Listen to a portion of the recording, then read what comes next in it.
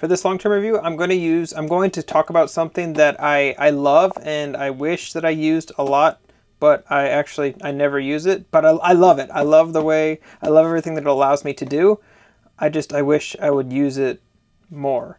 And it's going to be this 360 camera right here from Insta360. Now, there's a million different Insta360 cameras that they make. This is the modular one, meaning that if I wanted to, I could turn this into just like a normal GoPro by taking the battery off and then taking this mod apart. This is the 360 module right here, and it comes with, if you get the like the modular like pack, you can get a 4K like GoPro mod for this thing, and kind of piece it together and make a GoPro out of something that was a 360 camera like this. But like I said, I don't use it for this. Maybe I should. I might honestly use it more for that, just because as much as I do love the 360 camera, I find that I never actually use it. And it's going to be for one specific reason, and that's going to be I don't like having to post-process or post-edit like this stuff.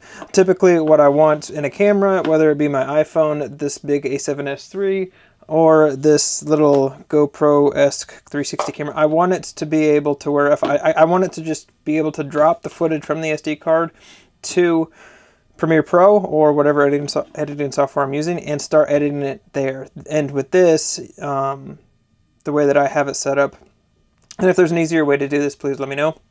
But the way that I have it set up, I have to drop it into Insta360's app and pick like my angles and everything else, and then after that export it and put it into Premiere Pro. It's not a big thing, but I will say if you like shoot an entire vlog on this, it gets really exhausting after a while. And again, this is nitpicking. Like, I understand with any Insta360 camera or any 360 camera in general, this is just a workflow thing you're going to have to do. And that is the one thing that I love about it, because I love being able to get unique angles. I love being able to pick my angles in post, but I also hate it because I don't like having to do that extra step. I just want to edit the footage and get the story told as fast and efficiently as I possibly can, especially if you're making like videos with like some kind of crunch time. Like for me, like I try to shoot a video and edit it and finish it all in one day. Sometimes I'll go back the next morning and kind of do some final tweaks, but 9 times out of 10 I want to have the video pretty much all the way done before that. But again, I love this thing. It's been great. And with it, you charge it from this USB-C cable, which I do appreciate. I don't understand why companies still have things that you require, like stuff that's not USB-C. Like, there's so many things, like this is USB-C, this little light. The lights that I'm using right now are all USB-C. My phone isn't USB-C, but the new iPhones are USB-C. So I do appreciate that. That's a small thing that I really do appreciate. The buttons and everything are extremely tactile. I really do like how this thing is built. It's very, very robust.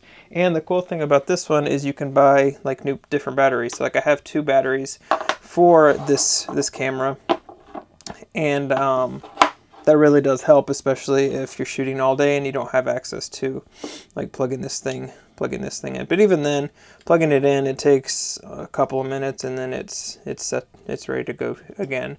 And like I said, I really do enjoy this camera. It's just that the one thing that keeps me from doing it, or keeps me from using it, is just because of the extra step.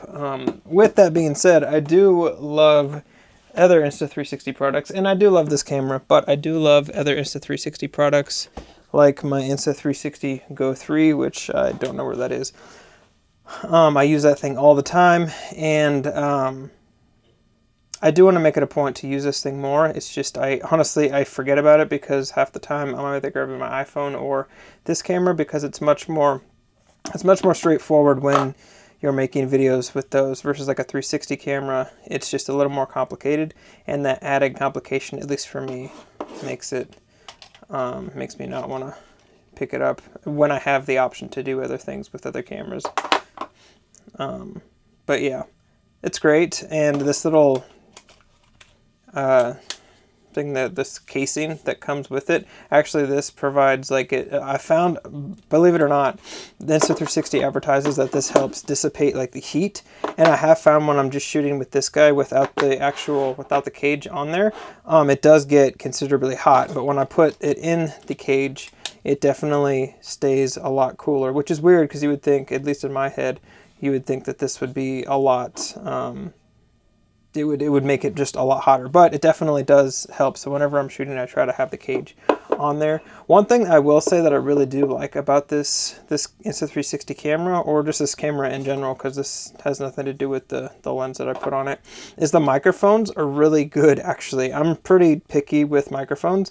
And for me to actually enjoy microphones, especially on an action camera kind of setup, that's a big thing. They're extremely clear and crisp, and there's a bunch of different microphones on here, and if I'm not wrong, the camera itself will pick like the best microphone to pick up your voice. So like if you have it extended and you're talking, like let's say like you're like holding it like this, these microphones will pick up your voice, and the microphones on the other spots on the actual camera won't, especially if there's like wind noise and stuff. It's really it's really good in that aspect. Like it's something that I really was shocked with when I first tried this camera out.